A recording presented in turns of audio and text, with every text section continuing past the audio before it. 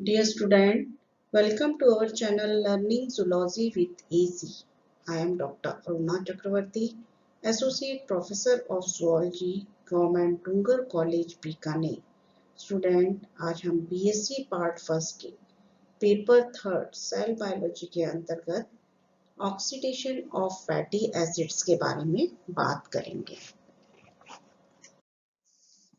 Fatty acids की यदि हम ऑक्सीडेशन की बात करें तो शरीर की जो मसल सेल्स हैं ऊर्जा प्राप्ति हेतु ग्लूकोज या ग्लाइकोजन का ऑक्सीडेशन होता है.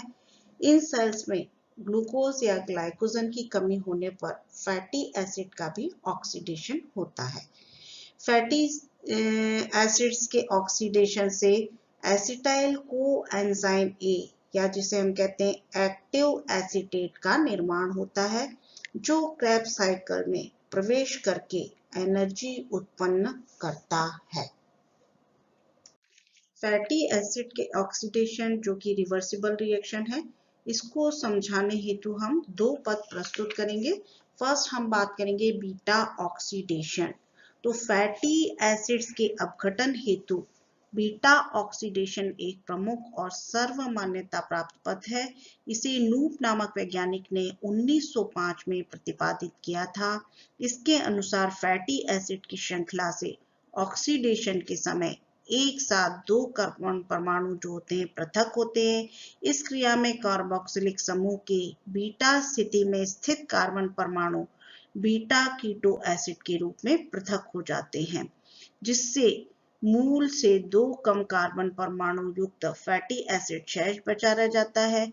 इसके बाद फिर बीटा कार्बन परमाणु पर क्रिया होती है जिससे दो कार्बन परमाणु जो होते हैं पृथक हो जाते हैं. इस प्रकार दो कार्बन के बाहर निकलने की क्रिया सुचारू रूप से तब तक चलती रहती है जब तक एसीटो एसिटिक एसिड या जिसे हम कहते हैं बीटा कीटो ब्यूटायरिक एसिड प्राप्त नहीं हो जाता. यह संपूर्ण क्रिया जो होती है वो कहाँ होती है? माइटोकॉन्ड्रिया में होती है. तो ग्रीन, लिनन, कैनेडी इन वैज्ञानिकों के अनुसार फैटी एसिड के ऑक्सीडेशन के समय 5 रिएक्शंस होती हैं. सबसे पहले हम बात करेंगे एक्टिवेशन ऑफ फैटी एसिड.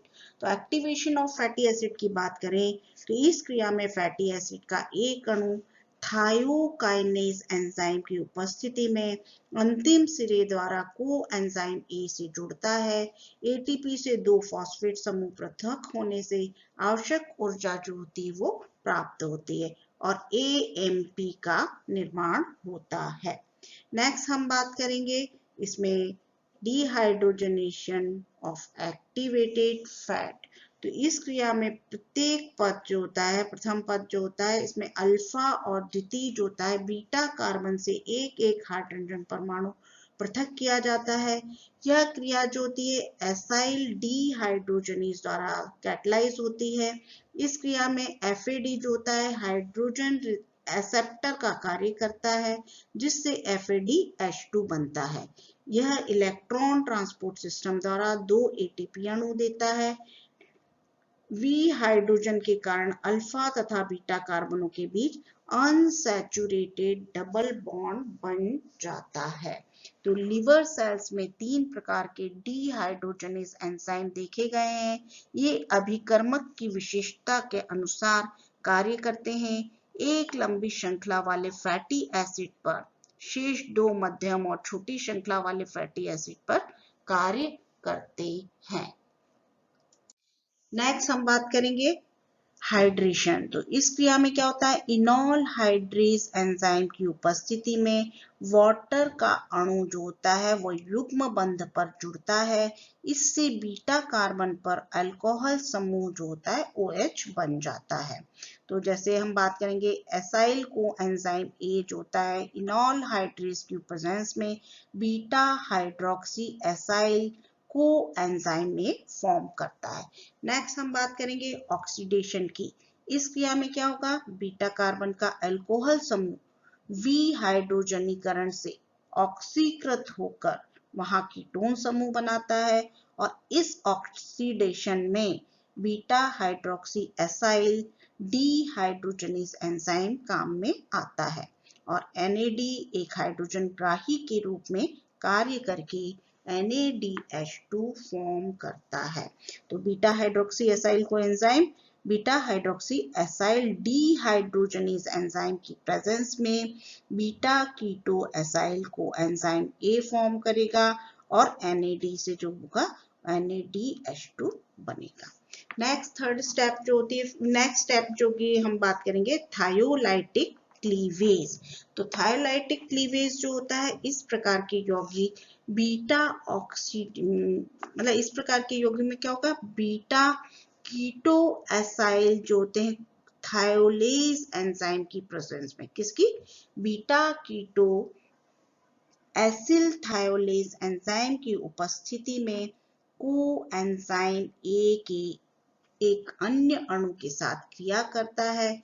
इस क्रिया में कीटो समूह यौगिक दो खंडों में विकलित हो जाता है। एक खंड एसिटाइल कोएंजाइम A तथा दूसरा एक्टिव फैटी एसिड होता है, जो कि फर्स्ट स्टेप से बने मूल सक्रिय फैटी एसिड से 2 कार्बन छोटा होता है। पुनः बीटा ऑक्सीडेशन से गुजरता है और क्रमागत जो होता है एसिटाइल कोएंजाइम A का अणु पृथक हो जाता है। इस प्रकार प्राप्त जो होता है एसिटाइल कोएंजाइम A का अणु साइट्रिक एसिड साइकिल अथवा क्रैब्स साइकिल में प्रवेश करता है, जिसके फलस्वरूप कार्बन डाइऑक्साइड, वाटर और ATP की प्राप्ति होती है। यदि हम बात करें एनर्जी अवेलेबल फ्रॉम ऑक्सीडेशन, तो फैट के बीटा ऑक्सीडेशन से काफी मात्रा में ऊर्जा प्राप्त होती है।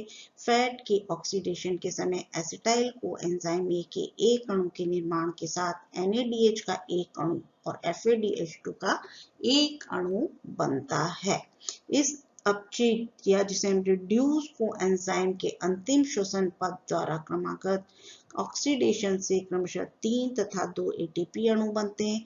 इस प्रकार एसिटाइल कोएंजाइम A के प्रत्येक अणु के साथ 5 ATP अणुओं का लाभ होता है।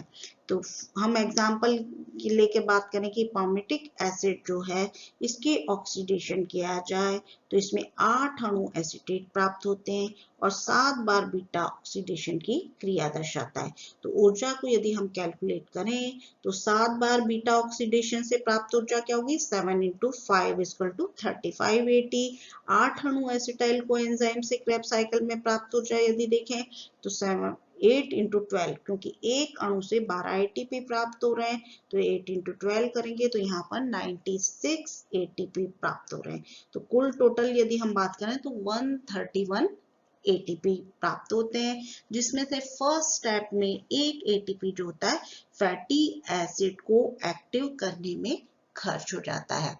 तो ये टोटल जो होगा 130 ATP और 16 ATP, चूंकि ये 8 टाइम जो हो रहा है ऑक्सीडेशन प्रोसेस जो हो रही है 8 टाइम्स हो रही है, जिसमें एसिटाइल कोएंजाइम जो होता है trans enol coenzyme produce FADH2, तो ये 16 ATP।